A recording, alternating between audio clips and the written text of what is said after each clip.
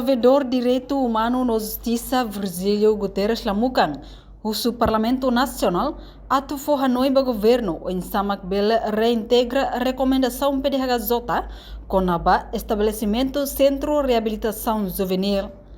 Virgílio Guterres Lamuka informa assunto liga a situação railaran, nebe continua moço conflito, nebe envolve maioria jovem minoridade sira. Também ex-presidente Consul Imprensa o suba Parlamento Nacional do Governo, ature entrega recomendação PDHJ com o estabelecimento Centro Reabilitação Juvenil, no ebele acumula jovem minoridade sira, nebe hala confrontação rolê. O Parlamento marcado a comunicar ao Governo, a reiterar a minha recomendação, marca estabelecimento Centro Juvenil. Centro de Reabilitação Juvenil.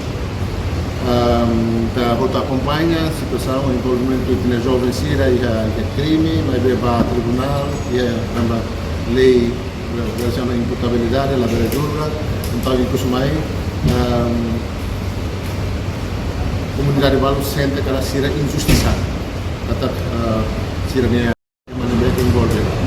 Também lei até dia kata jovem sira minoridade la bele jurna ho lei então a necessidade urgente a estabelecer centro de reabilitação juvenil deve que bele sai fati a apoie jovem menor sira deve que a confrontação com lei ou a crime então a minha tova a presidente do Parlamento a discussão, pelo menos comunicar ao governo a mim pedaço. Antes PDHJ hato na relatório do governo anterior, ato estabelece Centro de Reabilitação Juvenil mas bela halo causa ato termina mandato. Reportagem Melda Fátima, televisão Timor-Post. Janela informação ba emogoto, ato tem informação atual dia clio. Kita haluha, haneham botão subscribe, like, halo comentário no Fahia Tutang ba media social hotu.